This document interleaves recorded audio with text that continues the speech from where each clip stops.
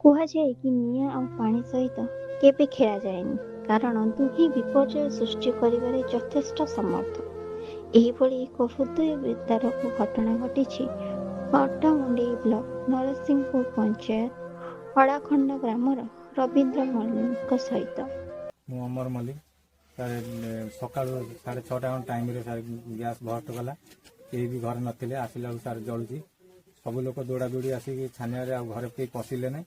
ସବୁ ଯାହା ଯୋଉଠି ଥିଲା ସାର୍ ଜଳି ଜାଳି ଗଲା ସବୁ। ଏଇ ଯୋଉ ଅଗ୍ନିକାଣ୍ଡଟି ଘଟିଲା ସବୁ କ୍ଷତି ହେଇଛି ସାର୍, ସବୁ କିଛି କ୍ଷତି ହେଇଛି। ଏମିତି କ୍ଷତି ହେଇଛି କିଛି ସାର୍ ଆସିନୁ, ଖାଲି ଗୋଟେ ନୂଆ କପଡ଼ା ଅଛି ଦେହରେ।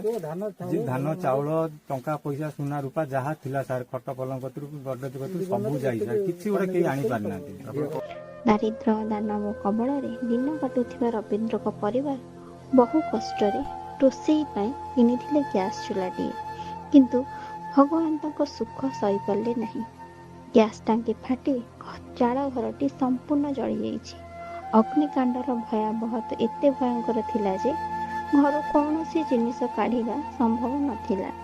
ଶୀତରୁ ବଞ୍ଚିବା ପାଇଁ ପାଲ ତଳେ ଆଶ୍ରୟ ନେଇଥିବା ରବୀନ୍ଦ୍ରଙ୍କର ପରିବାର ଉପରେ ପୁଣି ଆଉ ବେଢ଼ି ଉପରେ କୋରଡ଼ା ମାରିବା ପରି ମାଡ଼ି ଆସିଛି ଅଦିନିଆ ବର୍ଷା। ଦିନ ପରେ ଖବର ପାଇ ତତ୍କ୍ଷଣାତ୍ ସାହାଯ୍ୟର ହାତ ବଢ଼ାଇବାକୁ ଧାଇଁ ଆସିଥିଲେ କଳିଙ୍ଗ ଆବାସିକ ବିଦ୍ୟାଳୟର ଚେୟାରମ୍ୟାନ୍ ତଥା ବିଶିଷ୍ଟ ସମାଜସେବୀ ଶ୍ରୀଯୁକ୍ତ ମନୋଜ କୁମାର ପ୍ରଧାନ। ମନୋଜ ପ୍ରଧାନ, ଚେୟାରମ୍ୟାନ୍ କଳିଙ୍ଗ ଆବାସିକ ବିଦ୍ୟାଳୟ। ଆମେ ଆସିଛୁ ଆଜି ପଟ୍ଟାମୁଣ୍ଡାଇ ବ୍ଲକକୁ ଆସିଛୁ। ପଟ୍ଟାମୁଣ୍ଡାଇ ବ୍ଲକର এটা হচ্ছে অড়াখଣ୍ଡ গ্রাম নরସିଂହପୁର ପଞ୍ଚାୟତ। ଏଠି ଏଇ ଯେଉଁ ଗାଁରେ ଏଇ 2-3 ଦିନ ପୂର୍ବରୁ ଗୋଟେ ଅଗ୍ନିକାଣ୍ଡ ଘଟିଥିଲା। ସେ ଟୋଟାଲ ଘର ସମ୍ପୂର୍ଣ୍ଣ ପୋଡ଼ି ନଷ୍ଟ ହୋଇଯାଇଛି।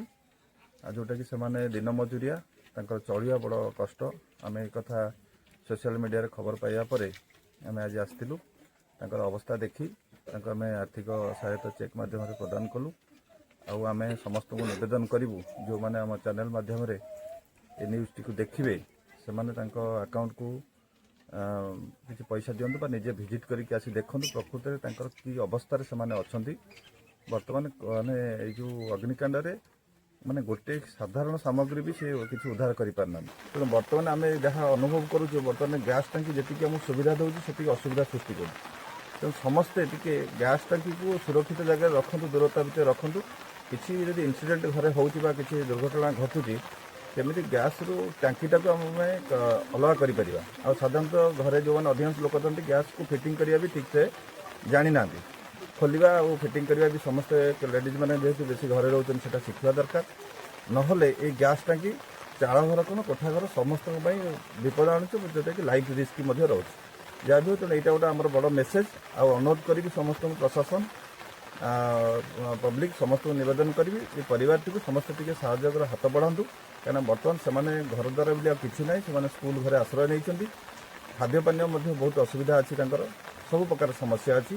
ଏ ବର୍ଷାକୁ ସେମାନେ ଯେଉଁ ହନ୍ତସନ୍ତ ହେଉଛନ୍ତି, ଆମେ ଯେଉଁ ଅବସ୍ଥା ଦେଖିଲୁ ଏଠି ମାନେ ବହୁତ ଦୁଃଖଦାୟକ କଥା। ତେଣୁ ଆମେ ଆମ ବିଦ୍ୟାଳୟ ତରଫରୁ ତାଙ୍କୁ ଆମେ ଚେକ୍ ମାଧ୍ୟମରେ ଆର୍ଥିକ ସହାୟତା ପ୍ରଦାନ କଲୁ ଏବଂ ସେ ଭଗବାନଙ୍କୁ ପ୍ରାର୍ଥନା କରିବୁ ଯଥାଶୀଘ୍ର ସେମାନେ ସମସ୍ତଙ୍କ ସହଯୋଗ ମାଧ୍ୟମରେ ସେମାନେ କେମିତି ତାଙ୍କ ସିଚୁଏସନ୍ ବଦଳି ଯାଉ, ଏଇଟା ହିଁ ଆମର ସବୁଠୁ ବଡ଼ ପ୍ରାର୍ଥନା ଭଗବାନଙ୍କ ପାଖରେ ରହିବ। ଆମ ଘର ଅଡ଼ାଖଣ୍ଡ ନରସିଂହପୁର ପଞ୍ଚାୟତ। ଏଇ ଅଗ୍ନିକାଣ୍ଡଟି କେମିତି ଘଟିଲା? ଏ ଅଗ୍ନିକାଣ୍ଡ ଘଟଣାଟା ସକାଳୁ ସେମାନେ ଚା ଫା କରୁଥିଲେ, କୌଣସି ପ୍ରକାର ଦୁର୍ଯୋଗରୁ ସେ ଭଷ୍ଟ କରିଗଲା। ଯାହାକୁ ନେଇ ଉପାୟ କୌଣସି ପ୍ରକାର ନାହିଁ ଯେ ଘର 10 ମିନିଟ୍ ଭିତରେ ସେ ଉଡ଼େଇଦେଲା। କଳା କନା ତକାତି ବି ନାହିଁ।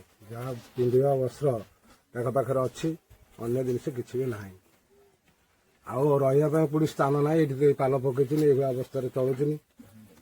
ଆପଣଙ୍କ ପରିଚୟ ଦେବେ? ମୋ ନାଁ କାର୍ତ୍ତିକ ମଲ୍ଲିକ, ଗ୍ରାମ ଅଡ଼ାଖଣ୍ଡ ନରସିଂହପୁର ଗ୍ରାମ ପଞ୍ଚାୟତ ପଟ୍ଟାମୁଣ୍ଡାଇ ବ୍ଲକ କେନ୍ଦ୍ରାପଡ଼ା ଜିଲ୍ଲା। ଏଇ ଯୋଉ ଅଗ୍ନିକାଣ୍ଡଟି ଘଟିଲା ଏ ବିଷୟରେ କ'ଣ କରିବାକୁ ଚାହୁଁଛନ୍ତି?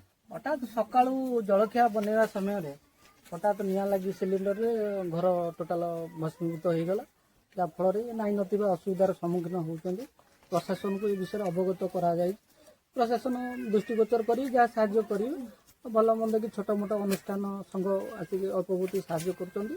ଆଜି ଆମର କଳିଙ୍ଗ ଆବାସିକ ବିଦ୍ୟାଳୟ ତରଫରୁ ସାର୍ ଆସିକି ସାହାଯ୍ୟ କଲେ ଓ ଦେହରୁ ତାଙ୍କୁ ଧନ୍ୟବାଦ ଜଣାଉଛୁ।